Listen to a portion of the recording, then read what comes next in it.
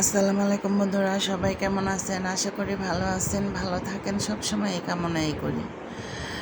তো আজকে একটা জিনিস দেখানোর জন্য ভিডিও করলাম। এই যে কাতল মাছ আমার ভাই বাজার থেকে আমার জন্য অনেক বড়, প্রায় 4 কেজি ওজনের, 4.5 কেজি ওজনের একটা অনেক বড় কাতল মাছ আনছে। বাজার থেকে কুইটে কাটতে নিয়ে আসছে।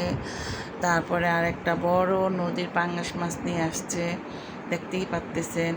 আর ওইটা হচ্ছে পাঙ্গাস মাছের ডিম। পাঙ্গাস মাছটাও প্রায় 5 কেজির মতন হবে। যাই হোক, ও আমার ছোটো ভাই সবসময় এরকম মাঝে মধ্যেই বাজার টাজার কইরা দেয়। আমি সিলেটে ছিলাম, সিলেট থেকে আইসাও আমি বাজার টাজার করছি, অনেক বাজার করছি, মাশাল্লাহ অনেক বাজার করছি। তারপরেও আবার নিজের থেকে বাজার টাজার করে নিয়ে আসছে। ওর দুলাভাই থাকতেও সব সময় দুলাভাইরে কইতো, দুলাভাই কী খাবেন? হ্যাঁ, তো ওর আবার সিনার গোস্ত খাওয়া পছন্দ, তারপরে নলি খাওয়া পছন্দ, বক খাওয়া পছন্দ। সব সময় ওই নিজে ঘর থেকে রান্নাবান্না করে ওনার জন্য নিয়ে আসতো।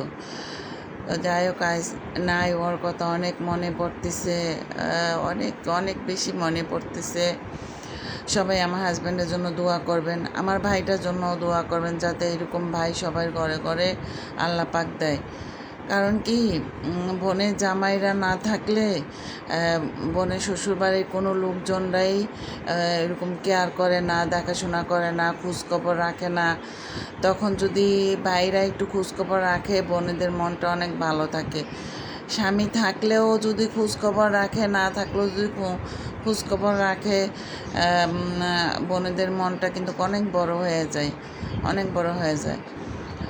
যাই হোক, আমার স্বামীর জন্য সবাই দোয়া করবেন, যাতে আমার স্বামীকে আল্লাহ পাক জান্নাতুল ফেরদৌস দান করে দেন।